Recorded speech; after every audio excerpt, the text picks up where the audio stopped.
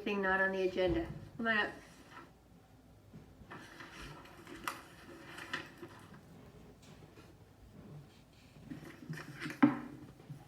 I'm Tim Caban, 1050 West King Road, and I'm here to make a brief presentation to you on this simple board so everybody can understand it about what should be done at 352 and King Road.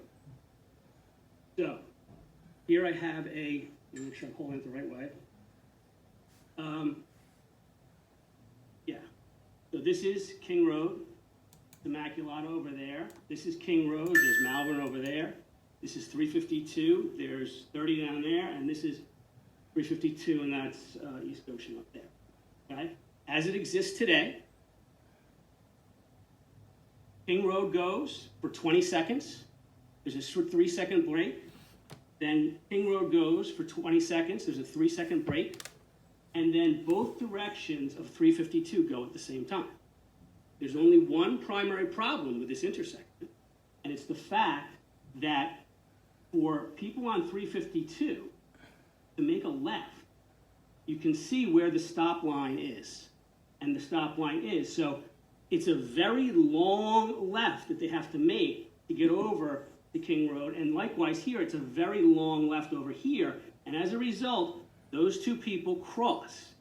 And it creates a lot of congestion. So what is the solution? It's very simple. Each direction in its own turn. King Road goes, 352 goes, 352 goes. If you do that, then each lane will totally empty out. It will empty out straight to the right to the left. It will empty out straight to the right to the left. That will solve the primary problem at King Road. Now, and 352. It doesn't totally solve everything because there's also a nuisance factor, which I would not categorize as a primary safety concern. But it is people making rights on red at different places. The primary place that it's a hindrance is when this direction starts going and you have people going straight and they have carte blanche, right? There's no other opposing traffic. They're going straight. Somebody starts to make a right and the person making a right here conflicts with them.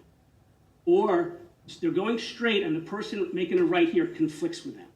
It's a rare thing and it's a nuisance because I don't say it's dangerous because you can see. Everybody sees each other. There's not really a risk to crashing. Okay? The reason so simply by doing the 1, 1, 1, 1, everybody in its own turn, you would at most delay the intersection by 30 seconds. And I regularly sit for 30 seconds at various intersections all over the place. If you wanted to improve that, everybody sees these white squares that are popping up on different traffic circles that are clearly smart features. I don't know exactly how they work, but I know that one perfect example of how the white squares work is on Phoenixville Pike at King Road. And it was a new intersection last June. A new traffic light. Had never had traffic lights before. And I initially lamented the traffic light when I put in because I always go down there to get on Phoenixville Pike to go out to Downingtown. But it is like butter. It's terrific. And the reason is that the white boxes, the white squares, can tell, apparently, how many people are in the lane. So it lets all the traffic come through that is, and then it shuts the lane. As opposed to saying these two here, you might say, okay, well, in the morning, we're going to have all the traffic here. These people are going to get 40 seconds, and they're going to get 20. And at night, they're going to get 40, they're going to get 20. But it's not always true. And so those white squares would be a terrific addition. Yeah, they're expensive, but they're a lot cheaper than the two plans that are proposed between East Goshen and East Whiteland. The two plans that are proposed are turning lanes in some form or fashion. I can't tell you because I've never seen the plan. And the other one is a traffic circle, which to me is asinine.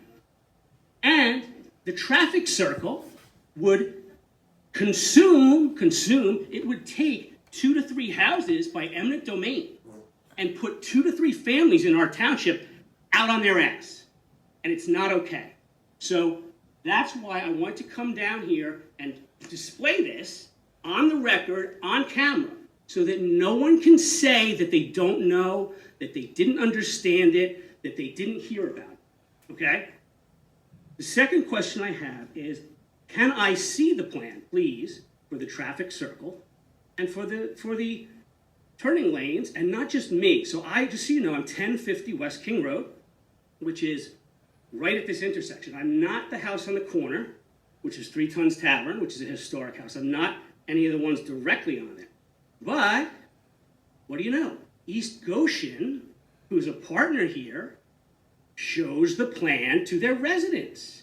And what did the resident say? He said, well, because they want to save 3 Ton Tavern, the traffic circle is going to be in the entrance. Part of it will be in the entrance to Lockwood Chase, that development right now.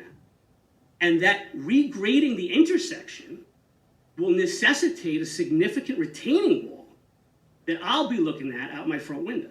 So from my personal perspective, I'd like to see the plan. But I also want to know if you can share that with the public, because people might be interested to see it. Are you willing to share the plan? I think it's still in the plan. Didn't we direct a month ago to go ahead and do a plan, I thought? Sure. Yeah, we haven't seen it either. We can speak up there. So we were directed, I'm not sure, maybe a month or so ago, to prepare an updated concept plan. We're not in detailed engineering. We're at a conceptual phase, and we are looking at 2 alternatives. And so we've updated the concept plan for both scenarios, both options, and that information was submitted as a first draft to East Whiteland and East Goshen not long ago, a week or so ago. So it's a draft document that's recently prepared, and so really it hasn't even had full level of staff review at this point. And I think one of the next steps in the process is to convene a meeting between the 2 townships and discuss what our next steps are.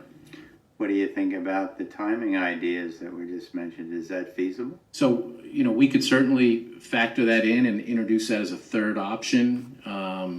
I have some concerns best about option. the effectiveness of that solution, but it wouldn't be difficult for us to give that solution equal attention and evaluate the effectiveness of that option as well.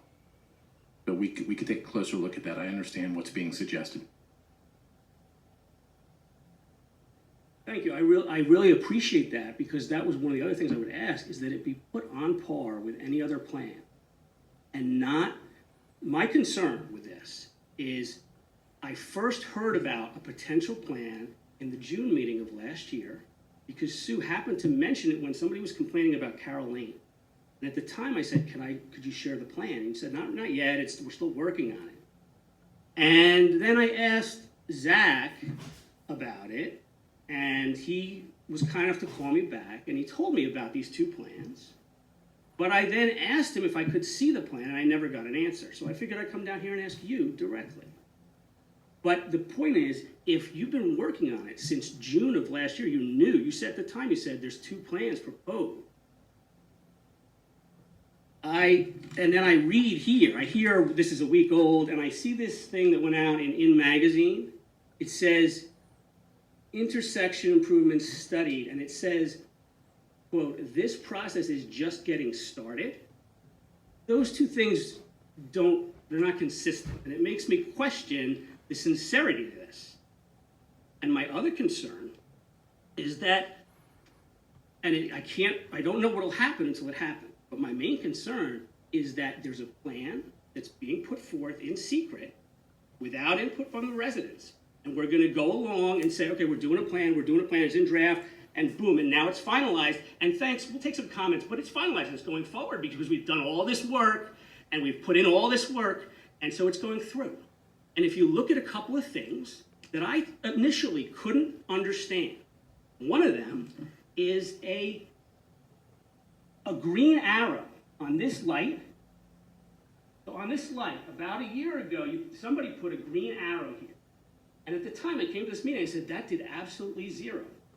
And it does absolutely 0 if the goal is to affect traffic in any way. But it does exactly what it would need to do if it was engineered failure. And the term for engineered failure, one term I'll throw out, comes to mind, is fraudulent inducement.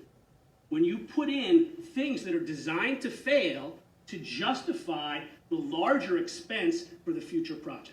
Now, I don't know that that happened. I have no idea. But these are the kinds of things that come to mind when we have secret plans and I don't know what's going on. And I live right there. Okay? So I would like to be able to see the plan. And I just kind of don't believe it. I hear, oh, it's a week old. But then what was mentioned in June of last year?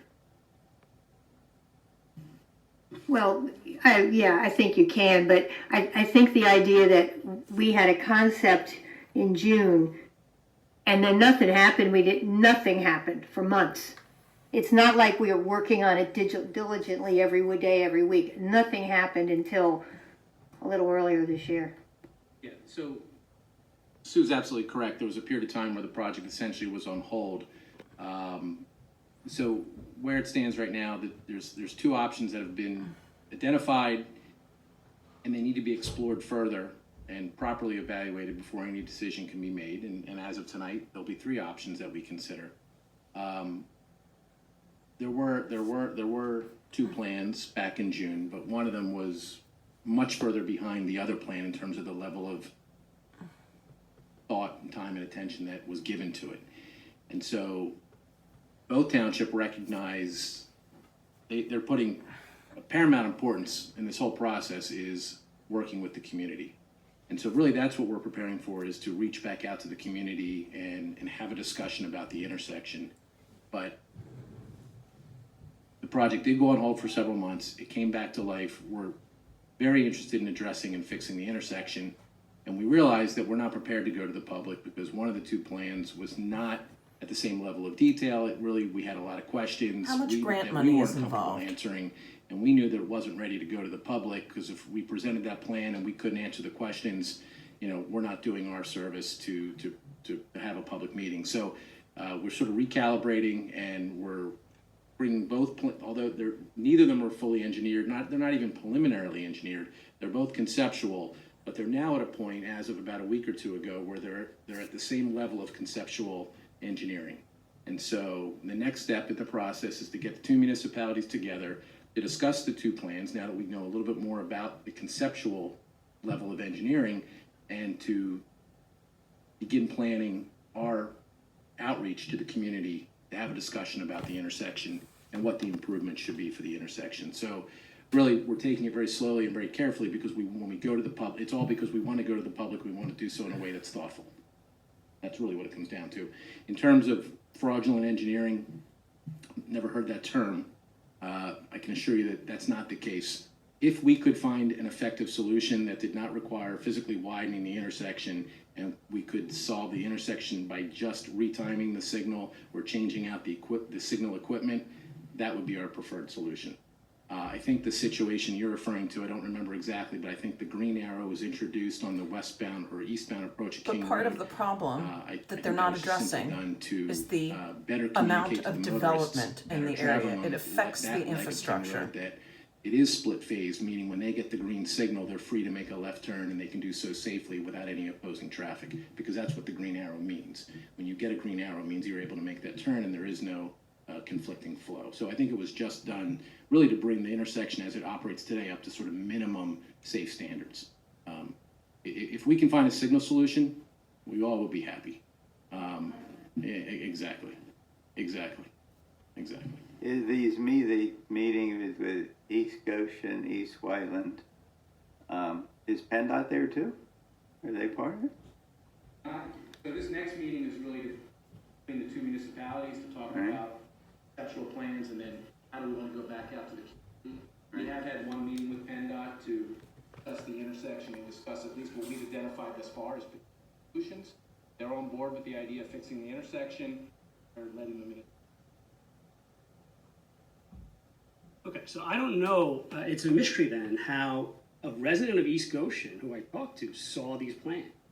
Maybe they're not the same plans. Maybe they are. We'll find out when they finally come out. So one last thing I want to read, and I think we need to start asking too about the money that's spent and how much money was spent on that Green Arrow. Because to me, it was wasted. But the one thing I want to read is from Title 65, which is Chapter 7, Section 702 of the PA Code. And this is the Sunshine Act law, I believe. And it says legislative findings. Finding, the General Assembly find that the right of the public to be present at all meetings of agencies and to witness the deliberation, policy formulation, and decision-making of agencies is vital to the enhancement and proper functioning of the democratic process, and that secrecy in public affairs undermines effectiveness in fulfilling its role in a democratic society.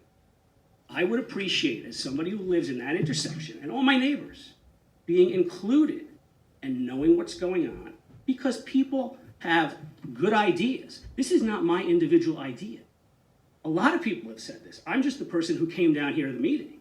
But if you talk to all the people that live around there, they'll tell you this. And they might tell you other things that I haven't said.